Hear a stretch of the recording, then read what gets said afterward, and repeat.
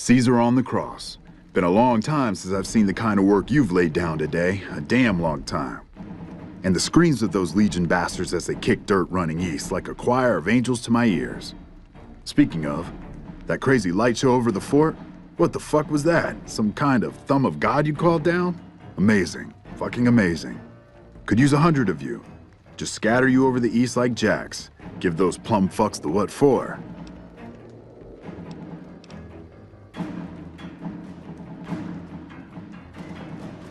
And, well, these boys with you? Hello there, Smiley.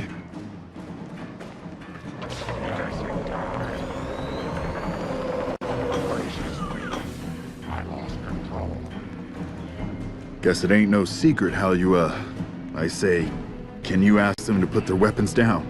I was just reaching in my coat to give you a cigar.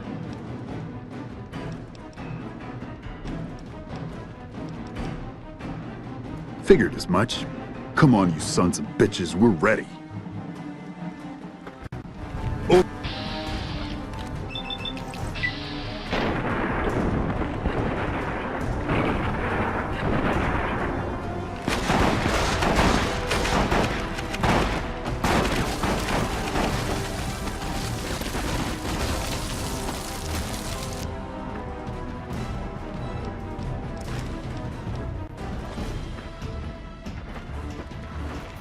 You did a super job wrapping things up, and I'm not just saying that because I have to. I didn't want to make a big deal about this until after we won, but, well, I found some code snippets in one of Mr. House's databanks that will let me, reprogram my personality to be a little more assertive, basically. So that's what I'm going to be doing, and it's going to take me a while, so it'll seem like I'm offline. But don't worry. Everything will be okay. I've updated the Securitron's targeting parameters so they know what to do. Vegas will be protected. So that's where I'll be, off making a few changes. And I guess I'll see you around. We accomplished a lot together. It was fun. Take care.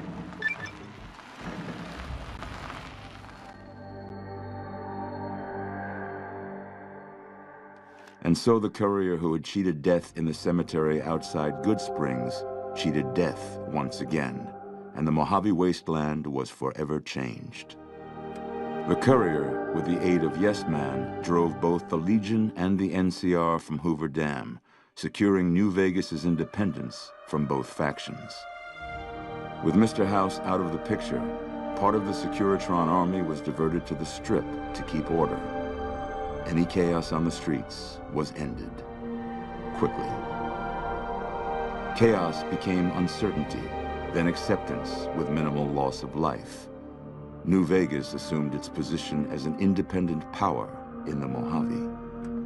Supporting the ideals of independence, the courier was recognized as the man responsible for a truly free New Vegas. He ensured Mr. House's tyranny was broken, and neither Caesar's Legion nor NCR would ever gain control over New Vegas. Tabitha and Rhonda went east, through Caesar's land. Occasionally, tales of their exploits found their way back west, though few believed them.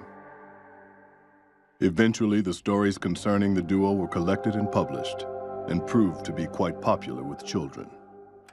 Though the wasteland became anarchic after Hoover Dam, the Boomers' display of power dissuaded fortune seekers from attempting to penetrate Nellis. The peace with NCR served to ease Veronica's worries about the Brotherhood's immediate future. Still, a distance had arisen between her and her fellow members that would never be bridged. She began secluding herself in crumbling libraries of the old world, learning of promising technologies she knew the Brotherhood would never adopt. Their leaders destroyed by the courier, the fiends scattered throughout the wasteland. Without the organization of Motor Runner, Cook, Violet, and Driver Nephi, they were easy prey. After the courier ensured New Vegas remained free, the followers found that independent Vegas was even more unstable and violent than before. Old Mormon Fort became excessively burdened by the influx of patients, struggling to provide even the most basic of services. With New Vegas's independence formally declared, Goodsprings thrived. More travelers stopped by Goodsprings on their way to and from the Strip, and the locals grew prosperous from the traffic. The slaughter of the Van Graffs and the Crimson Caravan caused no end of trouble for NCR back west. Already struggling, NCR's supply line suffered further as the two caravans withdrew support until the massacre in the east was resolved. Cass lived to see the courier bring down 3 armies, and by her count, that was 3 more than she'd expected. She kept quiet about that, though. During the Battle of Hoover Dam, the Great Khans quickly evacuated Red Rock Canyon and headed north and east into the plains of Wyoming. There, they reconnected with the followers of the Apocalypse and rebuilt their strength. Bolstered by ancient knowledge of governance, economics, and transportation, they carved a mighty empire out of the ruins of the Northwest.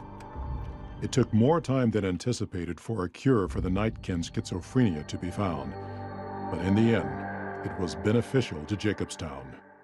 The presence of the Nightkin leader, Keen, persuaded Nightkin from across the wasteland to make the journey to the town.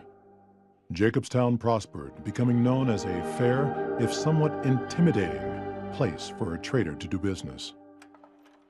Lily continued to take her medicine at half doses, and although she remembered her grandchildren, her mind remained muddled and confused. Eventually, she parted ways with the courier and traveled west, seeking the remnants of her past. The Kings retained their control of Freeside, and while they continued to favor the needs of locals, they tolerated the citizens of the defeated NCR. After Ray's brain was transplanted into Rex's cybernetic body, it took Rex some time to adjust to the old scrapyard dog's memories. Eventually, Rex's mind settled peacefully, melding his own memories with that of long travels with old Lady Gibson. Shaped up by the courier's advice, the Misfits distinguished themselves during the Legion's attack on Camp Golf. Mags was finally promoted to sergeant, and the rest of the Misfits received an official commendation. They continued to serve with distinction for many years. Though Novak was a low-priority target for the Legion, many of Novak's citizens died in its defense. In the weeks that followed, several Bright followers returned to Novak to help restore its defenses, allowing it to remain independent of NCR. After Hoover Dam, the leaderless powder gangers at the correctional facility vanished into the wastes, leaving the prison empty. The correctional facility became another abandoned ruin in the wasteland, its carcass occasionally picked over by enterprising prospectors.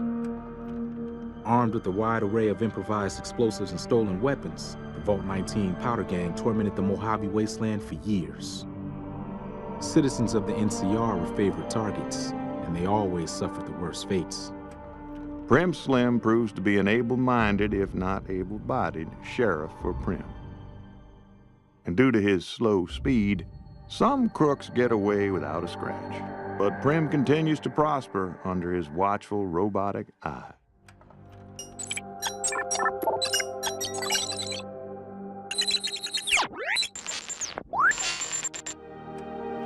And so the Courier's Road came to an end, for now. In the new world of the Mojave Wasteland, fighting continued, blood was spilled, and many lived and died just as they had in the old world. Because war never changes.